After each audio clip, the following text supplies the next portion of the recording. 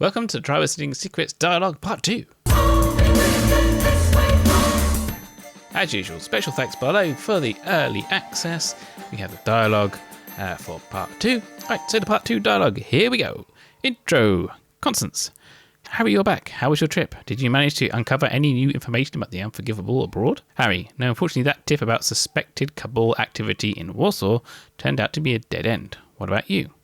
Have you and Hermione made any progress towards figuring out how Kit Gerard was imprisoned in a portrait at Hogwarts? Constance. Actually, we've been all wands at the ready over an international statute of secrecy breach. A Muggle journalist published an article exposing the existence of magic after stumbling upon traces and witnessing an SOS Taskforce agent returning foundables. We've had to devote all our resources to locating him, preventing him from exposing any further wizarding secrets, and keep all traces of your surge away from Muggle eyes. Harry. My surge? Constance. I haven't manipulated the Calamity since November. Ew. Whose surge is it? Image placements. Brilliant Moaning Myrtle. Edward Scott. Our elusive reporter has released another expose. This time he describes witnessing a woman free a ghostly-looking young girl from a gigantic glass jar with a magical explosion. And once again, he has photographic evidence. Hermione, I don't understand. How do trained SOS Taskforce agents not notice a Muggle with a camera taking pictures of them? Especially now when the whole department is on high alert. Edward Scott. The witch in the photographs assures us that she took all the necessary precautions before confronting the trace. But there's always the possibility that out of fear or shame, she's not being entirely honest. One thing is clear, something is off here. This guy must be a wizard. But maybe he's never been picked up and never gone to school. Or maybe a squib. Could be a squib. Brilliant Marauders Map. Harry, the Marauders Map, my golden egg, even Moaning Myrtle. There's no doubt this surge is made up of my memories of the Triwizarding tournament. I even feel like I usually do when a foundable torn from me is returned. Hermione, but you have no memory of actually manipulating the Calamity? Harry, no, though I may have done it subconsciously. Given how strong my connection is to the Calamity, it's not outside the realm of possibility that I could have started a surge without even realising it. Hermione, you have been under a lot of stress and pressure lately. I wouldn't be surprised if that played a role in this. Harry, you're probably right. In fact, I'm sure of it. Why does something inside keep screaming me that this is wrong?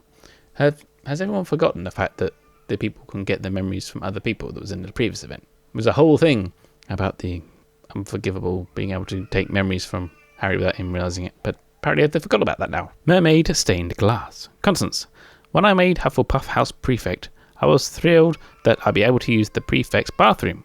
I spent the whole summer leading up to my 5th year dreaming of the long, luxurious soaks I'd take come September. Unfortunately, I found it impossible to relax with this ethereal beauty idly staring at me the whole time. I was so self-conscious, it was a nightmare. After that day, I made sure to only bathe while the mermaid was asleep. Rainbow bath taps. Constance, at first I didn't understand why Hermione was so insistent that we stop these exposés as quickly as possible. Now I realise that this statute of wizarding secrecy breach is like a leak in one of those faucets. Taps. They're called taps. It may seem insignificant at first, but every drop adds up. So let it go, let it go long enough, and you'll be liable to wind up with a serious problem. It is called taps, not faucets in the UK. Golden egg. Constance. Good news. French ministry officials apprehended Bryce Badeau, one of the SOS Taskforce agents, witnessed a Muggle investigating a golden egg foundable in Nice. When she tried to confront him, he fled with the egg. Bryce managed to escape, but his curiosity got the better of him and he opened the golden egg. The ensuing screech it emitted betrayed his hiding spot and led our agent right to him. Now, that sounds good. Bit of adulation. I like that. Mysterious note. First piece. Constance. Look, a tiny fragment of a note. I know you don't recall creating this surge, Harry, but what about this? Do you recognise it? No. Unless my habit of sleep talking has developed into sleep writing, I don't remember penning any notes either. Then where did this come from? I bet it's not from Netherfield, because I'm sure that's the one that says your memory right. Fifth piece. Constance. That's odd. Some of the note fragments we've assembled look scorched. Could this paper have been burned? Harry. Could it be? No. Must be a coincidence. Final piece. Constance. We've managed to reassemble the entire note, but it's not very insightful. All that is written on it is your name, Harry. Harry. I had my suspicions when you mentioned the note looked scorched, but now I'm certain. This is the scrap of parchment Party Crouch Jr. used to enter me into the Triwizarding tournament. How did this wind up attached to a foundable? Constance, it's been ages since you competed in the Triwizard tournament. I doubt many people other than yourself remember that scrap of parchment even exists. Chances are it's probably you who sent it, right, Harry? Either that or someone's been rooting around in my head peeking at my secrets. That's pretty screwed up. The end dialogue. Harry! The SOS Taskforce have put an end to the surge and the Muggle reporter who exposed the existence of magic was found. So why don't you all look relieved? Hermione, I should be relieved. We obliterated his memories of magic, penned an article in his name, discrediting his previous claims, and confiscated his evidence. But his behaviour while in custody bothers me. The way he acted was like he knew he was about to be obliterated.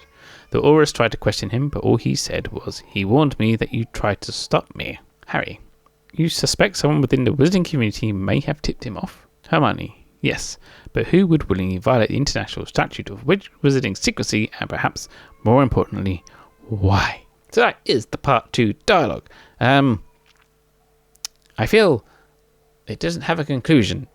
That's my first thing. A lot of them you have like the ramp up in the first half, and the second half it's like major, and then get like another clue to the calamity. But we do not have anything. Apart from there's some random wizard working with this Muggle reporter. Clearly you want to blow the lid off the whole thing. So it seems not only do we have the London 5 thing, the Unforgivable, Grim, Letherfold, and Bugheist, which Bugheist may be Grim.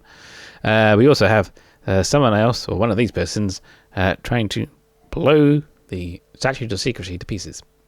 Intentionally. So, that's interesting. Perhaps the calamity actually was intended to blow the statute of secrecy, and it's not just a consequence of the calamity. So that's the end of this one. Don't forget to follow me on Twitter at the Zealman and Instagram and all that wonderful stuff. Let me know in the comments below what you think, and brush up your spells. Get your ones ready. Wizard Unite.